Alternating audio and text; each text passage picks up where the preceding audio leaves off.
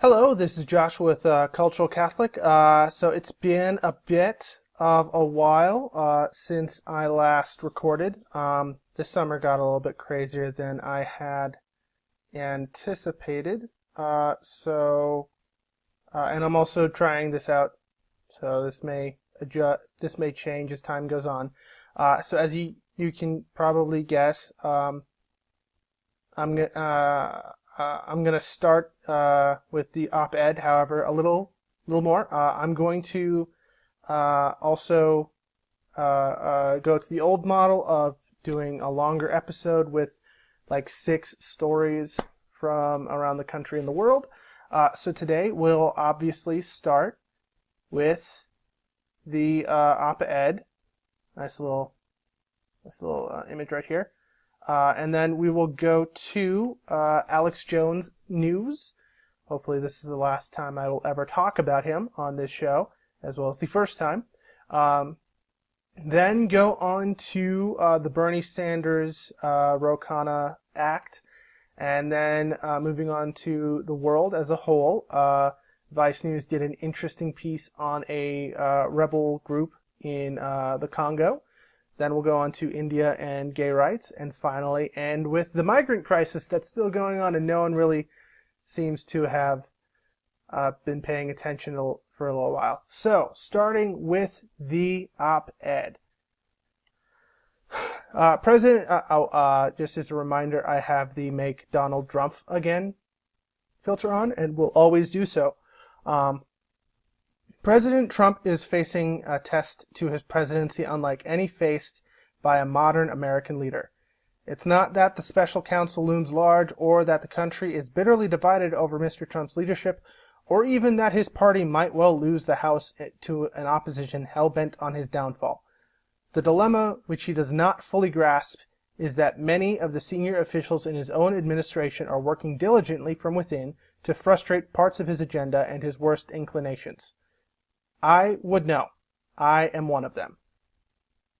So this became pretty big for a couple of days. New York Times' Daily actually put out, instead of continuing with the Kavanaugh news on the Daily podcast, they actually spent that time talking to the guy in charge of the New York Times' op-ed department to talk about it, and we'll get a little bit into some stuff that he had to say on in another article they put out a few days ago. But yeah, this is basically telling us some things that we did know, like Donald Trump is radically amoral. However, I do disagree that he doesn't have a guiding principle. His guiding principle is, how can I make money? And he's been pretty effective at doing that. He's been pretty effective at doing that. It also notes about how they have been how this person has been, let's say, annoyed by how he likes to flip-flop and go on tangential rants during meetings, which, if you've been paying attention, is kind of obvious. But for some weird reason, this author seems to think that he needs to tell us, even though we all very much know that. However, this person isn't publishing this op-ed to say that he's in opposition to this stuff. As we can see, he is. He is actually quite proud of some of the things that they've done. They write, and I'm thinking it's a he because I think it's Jim Mattis. Don't get me wrong. There are bright spots that the near ceaseless negative coverage of the administration fails to capture. Effective deregulation, such as that press conference where he compared stacks of paper and then cut the ribbon that was connecting the stacks of paper and said we're getting rid of a lot of this stuff. Historic tax reform, tax giveaways to the rich, and a more robust military and more. we didn't need that increase of the military spending, to be quite honest. Now, since this has come out, there's been a lot of speculation about who wrote the op-ed. One theory is because of the use of the word lodestar at the bottom of the op-ed, that it might be Mike Pence, because he likes to use the word lodestar a lot, I guess. However, personally, I don't agree with that assessment, because I think that, yeah, it could be Mike Pence. It very well could be. However, I am much more inclined to think it is Jim Mattis, simply because he... And this is referenced in the article and linked to in the article. He is one of those who, behind the scenes, has been less helpful in Donald Trump's impulses, referencing the Woodward book that is coming out. Jim Mattis said that, and I think this is an insult to the people he compares Donald Trump to, that Donald Trump is like a 5th or 6th grader, and this is in reference to when he said, "Kill Assad," and then Jim Mattis hung up the phone and said, "We're not going to do that." That is my theory. And to be honest, this guy isn't really a hero. And I say guy because I'm pretty sure it's a guy. And I say this because of all the women who've been with the administration since the beginning. And it references whispers early on in the administration about using the 25th Amendment, although they didn't use it because they thought it would cause a constitutional crisis, when it is actually a constitutional solution to a very real problem. Anyways, so I think that it is one man because, one, Sarah Huckabee Sanders, who's been in the administration since the beginning, is an evangelical, and evangelicals tend to, during this time, have a very, very close and almost reverential view of Donald Trump. Kellyanne Conway seems to have thrown all of her eggs into this basket. I mean, yeah, her husband's been bashing him on Twitter, but I don't think it's her. Betsy DeVos don't do words good, so this is definitely not her. And then Elaine Choi, who is Mitch McConnell's wife, isn't going to do anything because Mitch McConnell has become a kowtowed little bitch, I think. And he's also getting what he wants. So why would he do this to Don? Why would he? And I know I said something earlier about Kellyanne Conway and her husband, but this seems a little more lucrative for her than it does for Kellyanne Conway and her husband. In the long run. Now, I don't think this person is a hero, because this has been argued by various outlets that I listen to, that this is basically, whoever this is their way out to say, hey, I wasn't a bad guy. This guy was uniquely insane. I was just, along for the ride to get what I wanted done to make the country, in this person's mind, better. So I wash my hands of him. This is the proof that I wash my hands of him. Basically trying to have this as an out and a way to keep their career clean, as opposed to the Bush era people who have become clean because of the unique awfulness that is Donald Trump. Now on to some answer and response from the New York Times to some readers and people. So one that I found interesting was, how did you find this writer? And Jim Dow, the guy who's in charge of the op-ed section, basically said the writer was introduced by an intermediary who they knew and trusted, which means that the intermediary was sought out by the first person. I have a feeling this was probably their DC bureau chief, who was reached out to, and was the intermediary. I have a feeling the investigative team around both the bureau chief and in DC, as well as pretty much every other investigative reporter in the New York Times, is trying very hard to find out who this is. They also vetted this piece with direct communication with the author, which makes sense. So the biggest thing is why now? Right now we have the Kavanaugh hearings going on, and this person, Paul Birkeland, said, "Why did you publish it now? At a time when the country should be focused on the Kavanaugh hearings, the outcome of which will affect us for the next 30 years or more, you totally distract everyone with a guessing game. This administration is placing our democracy in enough danger. Do you really need to play along?" Which, to an extent, I agree. We should be focused on the devastation that could be Brett Kavanaugh. However, Jim Dow writes that the simple answer is that we published when we did because the piece was ready to go and we saw no reason to wait, and that it certainly wasn't their intention to start a guessing game or draw the attention away from the Kavanaugh hearing. And the op-ed section has been doing its due diligence since Kavanaugh was nominated.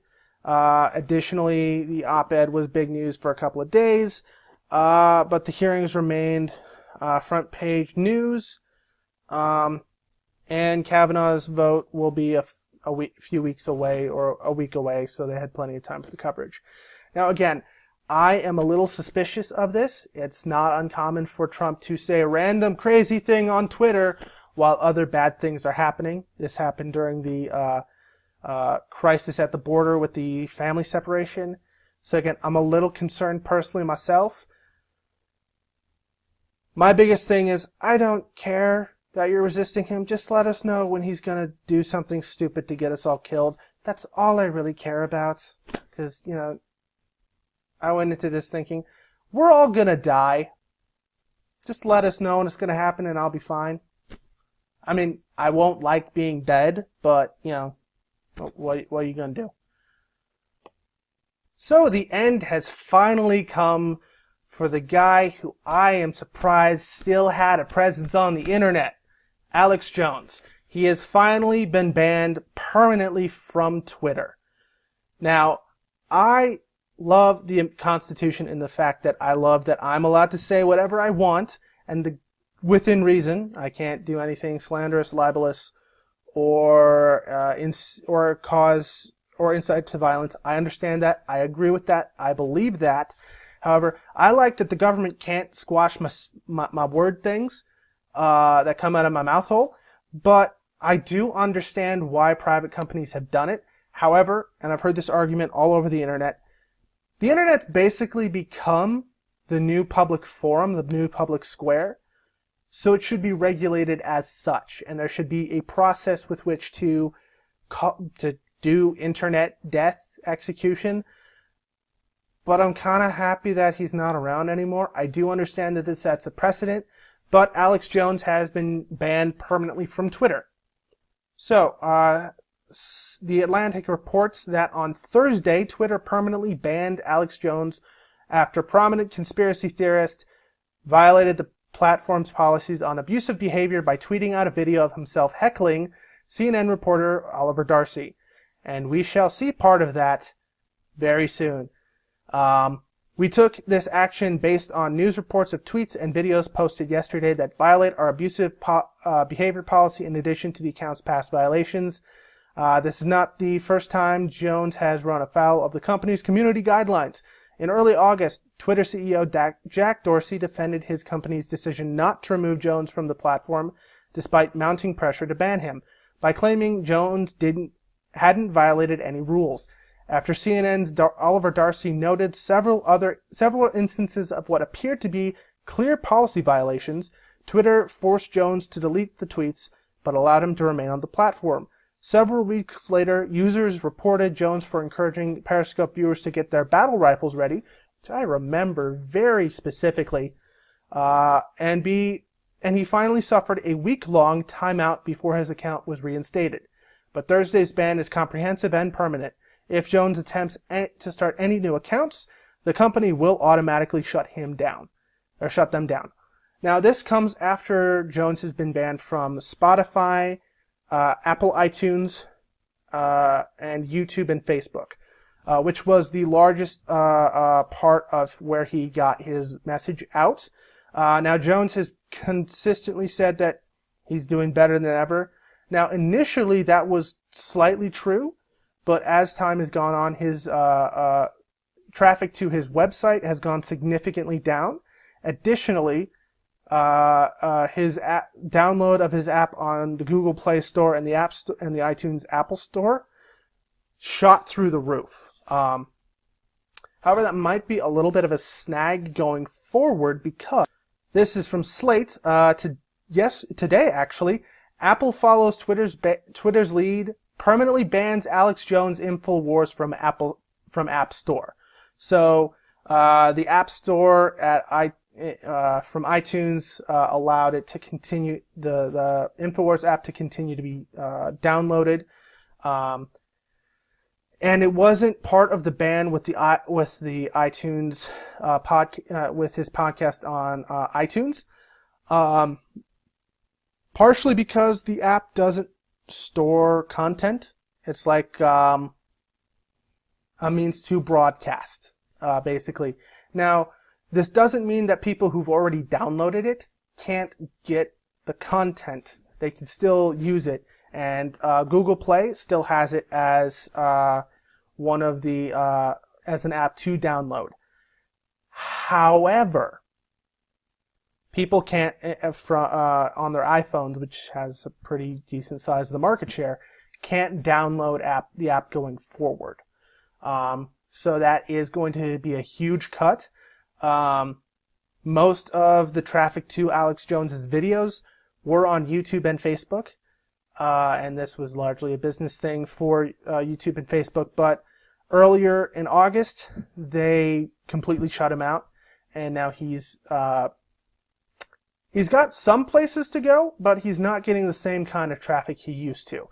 Now, we're going to see the video that caused him to be permanently banned from Twitter. And then we're going to see a little thing about him and Marco Rubio. I'll have some things to say about that second one, but let's watch the first one. And now we watch Alex Jones get banned from Twitter. Look at this right here. The guy that goes around policing and calling for censorship and then claims that Trump's wrong, there's no censorship of conservatives or patriots. You are incredibly shameful. Oh, he was referencing shadow banning at this point in time. You are literally an anti-American, anti-free speech coward. You're going to go down the history books at the Criminal News Network. This is one of the main people right here who thinks you have no memory, who sits there and lobbies. Show him. Now, Oliver Darcy has been trying to get him banned for a while too. Off, claiming they're fake when CNN is the fakest WMD, Gulf Arab state dictatorship funded. Unbelievable. Hey, come on over here, Drew. So yeah, that's basically what caused Alex Jones to get banned from Twitter. I am slightly happy that this happened, but I'm also a little concerned, personally.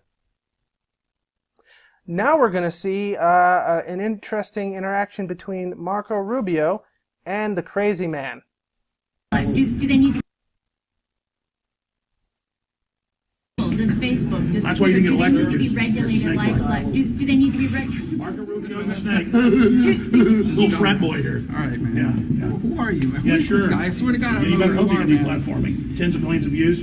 InfoWars. Bigger than Rush Limbaugh. He knows who InfoWars is. Playing this joke over here. That's why the deplatforming didn't work. But here's the question. Here's a question. Don't touch me again, man. I'm asking you not to touch me. Well, sure, I just patted you nicely. I know, but I don't want to be. I don't know. You want me to get man. arrested? I don't know who you are. It's not just going to take my You're not First gonna get arrested, Amendment. man. You're It's not not going just to get enough to arrested. take I'll my take First care of it Amendment. myself. Oh, he'll beat me up. I didn't say that. I know I am, but he's so mad. You're not going to silence me. You're not going to silence me. But there are people. So that was funny.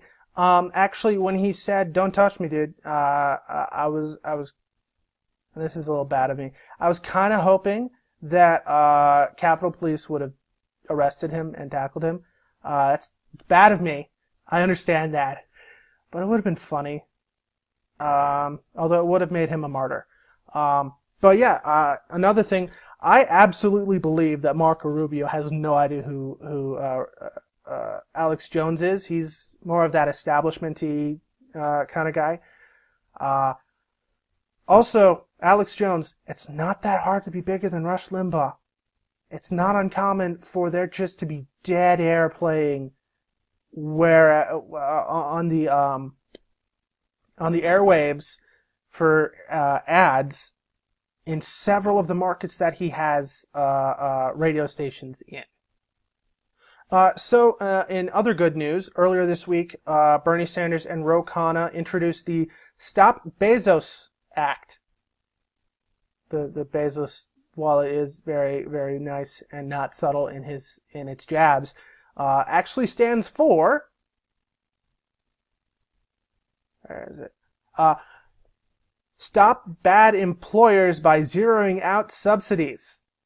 Now, basically what it is it's targeting Amazon, Walmart, fast food restaurants, American Airlines, and is going to tax them equivalent to the amount of subsidies used and welfare used to help make sure that the employees that they have, don't have access to health care, food, housing, various other things.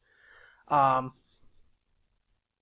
of course, Amazon fought back, saying, "No, this isn't really accurate. He mostly talked to part-timers and people who don't work for the company anymore." However, most part-timers are the fulfillment people at the fulfillment sites, and there are some horror stories coming out of there with the practices. However, there are some issues that have been pointed out. I'll link to the announcement video below, as well as all of the articles I reference here. So on Twitter, Jared Bernstein, who was former chief economist for Vice President Joe Biden, tweeted out that I yield to no one when it comes to policies to raise the pay of low-wage workers, but I fear this idea will A, vilifies benefit receipt and creates an incentive for statistical discrimination, basically not hiring someone who you think might draw benefits. I can understand that concern. Now, in the law, and this will be in the Vice piece that I associate with this, they have amended the bill to kind of stop that from being a possibility, but I do understand the issue that this could have negative every bill that is ever introduced has negative consequences.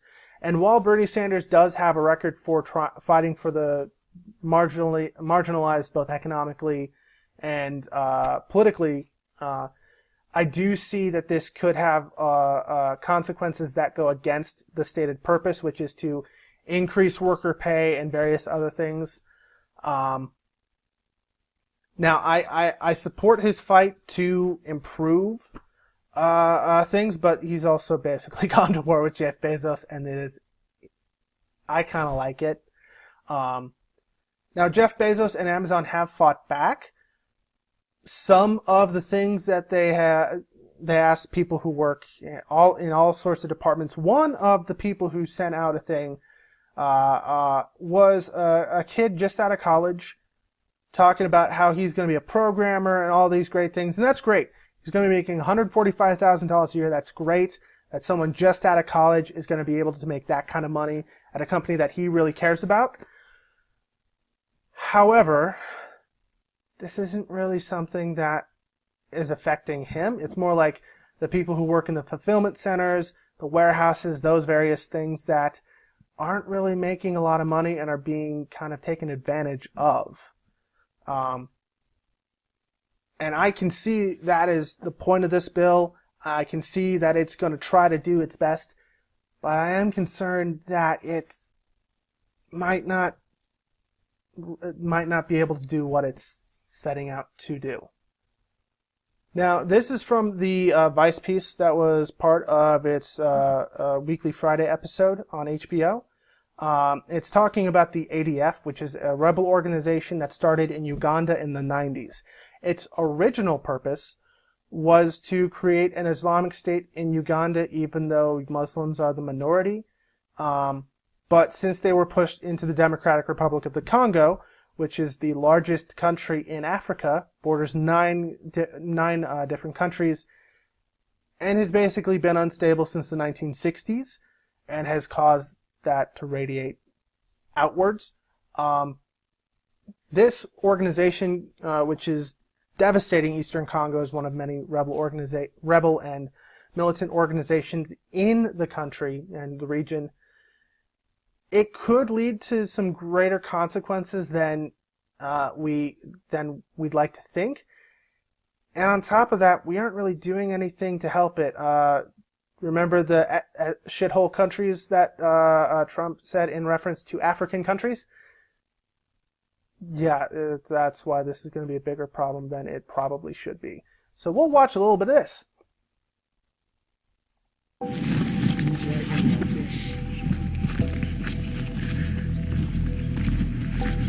So this man's taking us into what was his village, now completely deserted because it was attacked last summer by the ADF. There's not a soul anywhere.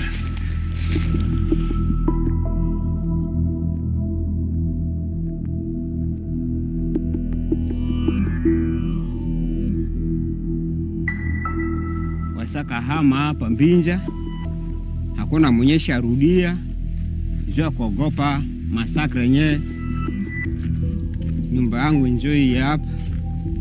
Marama nikiona mwanamke anatokea, niko nakimbia. Kamata watoto tokesha, tukimbie, wanalu wanaingia kumwingine. Edefu nalu wanaingia kumwingine. Hapa njo madame alikufaka. Nyema sasa likataka enjoy.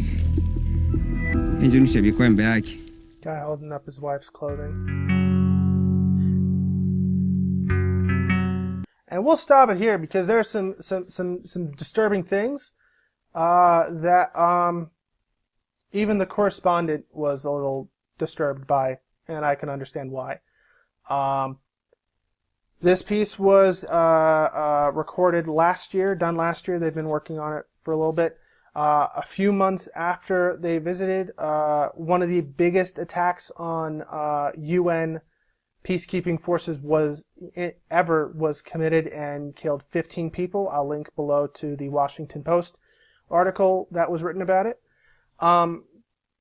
So what's really bad about this is they've been doing this since 2013, and they've killed more people than in any war that has ever occurred since World War II. They've killed almost 6 million people, men, women, children. And what's really horrifying is that a lot of the people doing the killing are kids. A good number are kids conscripted, forcibly put into their armed forces. Another good number of those kids were born in the bush, either from sex slaves or women who came with the ADF at the beginning. And their leader was captured in 2015, and things have just gotten so much worse since then. They've gotten really brutal, and because of where this is taking place in the eastern half of the country, northeastern part of the country, right along the Ugandan border, is where a lot of minerals and materials for making technology comes from, and so ostensibly a lot of us could be partially funding this group because they utilize the minerals that are there to fund their operation. And a lot of those minerals end up in computers and smartphones and all sorts of different things. And it's kind of hard to keep things separated. And the brutality is just... I'll link to the video below, and if you have HBO, watch the piece. It is... Some of the things are heartbreaking. The guy who was the reporter in this, he's seen a lot of things. He's been in Iraq. He's been in... he was embedded with Daesh for a little bit. He was also embedded with the military forces retaking Iraq from Daesh, and he saw some things, and I don't think He was particularly he felt particularly well after seeing some of the things. And the CRDH official he speaks to about some things that he's recorded, because the second an attack's been reported, their communication officer heads there on a motorbike, takes pictures, records things. He does so while crying many times, and so it's just horrifying. It's horrifying, and we're doing nothing. Russ Feingold, who was a former senator and was the special envoy to the region, he's saying we could do a lot of good there. I know a lot of good to some people means send in military forces. I agree that's not a good means to deal with this, but we could do a lot of good in the right circumstances, using the right methods to help these people, because we're part of the problem. We're buying the stuff that these rebel groups are mining and utilizing to fund their operations, and we have a responsibility because of how much of it we consume to do something, especially since if the DRC gets even more destabilized, it'll destabilize all of Central Africa, possibly even a significant even more of the continent, which is not good. So, in slightly better news, India's Supreme Court strikes down a law that punished gay sex. To quote John Oliver, and do a bad impression of John Oliver, it's like a drunk guy. The British are like a drunk guy. They don't remember, but it was probably made because the law that they struck down was from 1861 during the Victorian colonization of it. It was Penal Code 377. It had been ruled unconstitutional in 2009 by a Delhi High Court, which was then overturned by the Indian Supreme Court, which said that the Parliament had to deal with it, and the Parliament was like, you guys deal with it. And so they struck it down. Now, India is very interesting. So most of the people there are Hindu, and Hinduism is a very amorphous religion as it is. What's even more interesting is that while the religious conservatives do not think gay marriage is clean or okay, homosexuality itself is not always deemed in a negative light, viewed in a negative light. I'll link to the Vice piece I like Vice, that Vice did on this below. You can watch that video. It follows a couple who are happy that this was done, but it also talks to the leader of a religious group who's like, I don't like this, basically poo-poos on it. So yeah, it's really interesting what's going on in India with this, but it kind of feels like when it was made legal in the United States, because like I never thought it happened in my lifetime. Like, I'm a live and let live liberal progressive. I don't care what you do. Kind of libertarian in that. But I also don't think that the government has a right to say you can't do a thing because religious reasons. And like, I view myself as a Catholic. I believe in a lot of the stuff. I don't really agree with a lot of the social stuff. Because it says in the Bible we were all made in God's image, which means gay people were made in God's image too. So were trans people. And so it doesn't really make sense to be anti-LGBTQ+. But that's just me. I'm not a theologian. But yeah, that's just my take on it. But it's a really good step forward for India, especially since this is one of many countries that is still dealing with colonialism from the British. And now finally, we're ending on how migrant deaths in the Mediterranean have been soaring this year. So nearly 1,600 people have died or vanished en route to Europe this year, including 1,100 while trying to cross the sea from North Africa. Monday, the United Nations published a report that 1 in 18 people between January and July have either died or gone missing. And this is in comparison to 1 in 42 in the same period in 2017. And also it's also much lower than in 2015, the height of the migrant crisis. The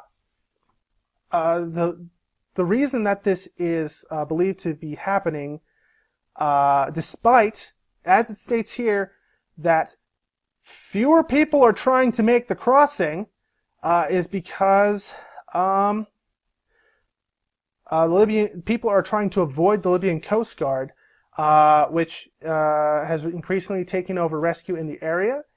And whenever the Libyan Coast Guard catches you, picks you up, they take you to Libya, and you don't want to go to Libya right now. You don't want to. There have been reports of slave auctions going on in Libya right now. Migrants from sub-Saharan Africa, refugees from sub-Saharan Africa being sold in slave markets, which is that's not good in the slightest. Now, another part of the problem is that places like Italy have been deciding to block humanitarian groups from embarking migrants in their country. They have closed off all of their. They've barred several other vessels from humanitarian groups. At this point, there are only 2 left operating in the area. Last year, there were 8. And so, with fewer people actually trying to help, and because when humanitarian groups were to pick up migrants, they would take them to Europe. Italy used to take in a lot. They're not taking in much anymore. Spain's largely the place where people are going to now. Vox actually did a piece on the Spanish-Moroccan border and how if you get into Spain, you're basically home free. But now, people are avoiding the Libyan Coast Guard at all costs, and it's gotten a lot more dangerous to do so. And they're taking a lot more risks to avoid the Libyan Navy. I will link to the report below, and there's an organization called The Skim that kind of breaks down news stories, sends them out each day. They did a breakdown of the migrant crisis, and I'll include that in the link below. But it was great to get back out here. Feel kind of sad now. I'm going to do something to make me feel less sad, even though I probably won't do much, and we'll seem a little callous. But yeah, like, share, and subscribe. This has been Joshua with Your Cultural Catholic. I'll see you next weekend.